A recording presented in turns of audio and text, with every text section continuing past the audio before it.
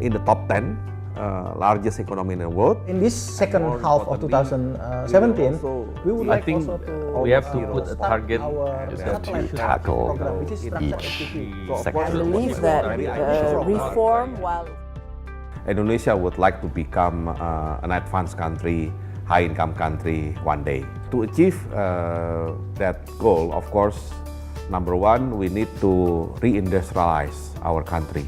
the Indonesian industry, basically in the year 2024, we would like to have the industry to have a GDP about 25% from the total economy, plus the services sector related to industry around 15%. So the total will be about 40% of GDP. Aside from the manufacturing, Indonesia needs to transform the economy not to depend too much on the natural resources.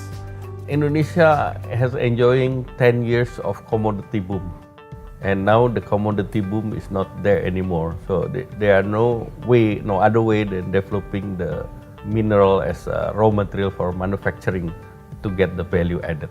Commodities, mining, oil and gas will definitely play a much smaller role going forward.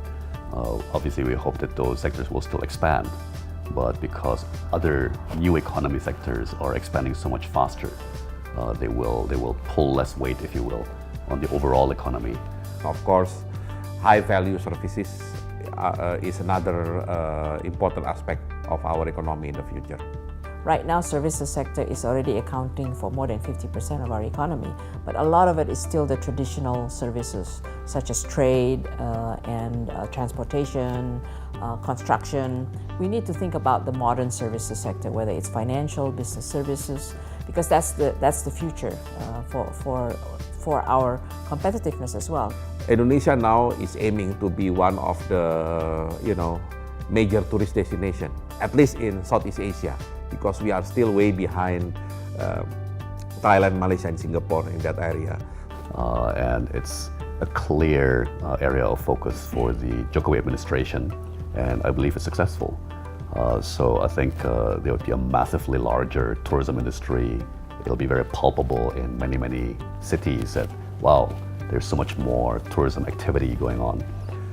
What makes a tourism boom possible is a massive expansion, investment in airports, in toll roads, in infrastructure that facilitates or enables the tourism sector to take hold, including, for example, through airline connectivity, right? So I think the airline industry will be several times larger due to better airports, more airports, longer runways, and much more tourism traffic.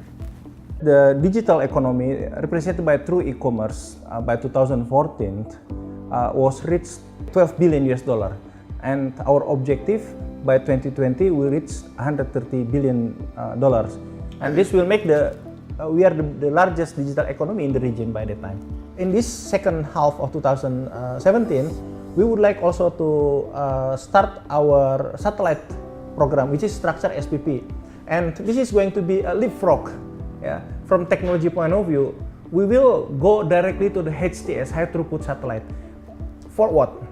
To complement our terrestrial solution that the latest by 2021, if we have to start from greenfield, by 2021, there is no area that in Indonesia that cannot be covered by internet.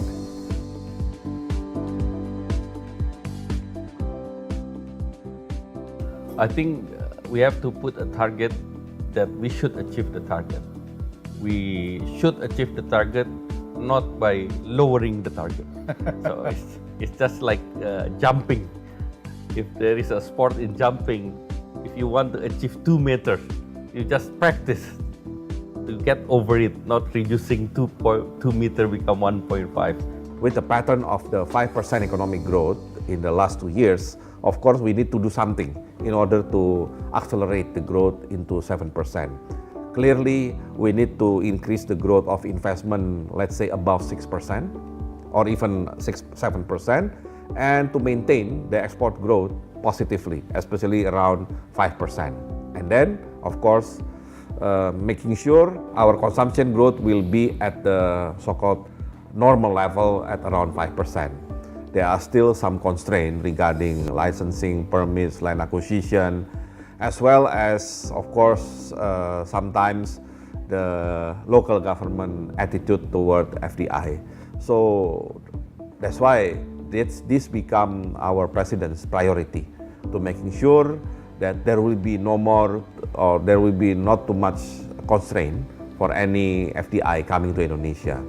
I think President Jokowi and also myself, we've always been very open that even with many of the dramatic reforms that we've implemented over the last 2.5 years, we've probably barely scratched the surface.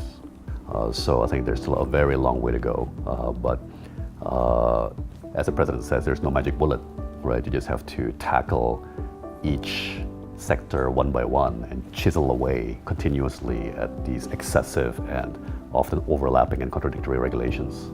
On the one hand, if you talk about reducing the cost of doing business, I would say there is progress, in terms of reducing red tape, making more transparent. But on the other hand, I do think that there's a lack of comprehensive approach, if you like. I think what's missing is a holistic picture about how do we want to be more competitive, and that requires you not to take a sectoral approach, but to understand where is the bottlenecks and where are the issues that we need to deal with to become more competitive and more equitable. I believe that reform, while it's difficult, will be forthcoming in the near future. What I would advise investors, especially those who are always worried about too much uncertainty, is that yes, this is the nature of doing business, but I think it's going to get better, not get worse. Our prediction by 2045, with 5% growth annually, we will be at 7 or 8 largest economy in the world. By 100 years of our independence, Indonesia should be in the level of high-income country, in the top 10 largest economy in the world, and more importantly, we will also achieve almost zero poverty and then relatively low inequality.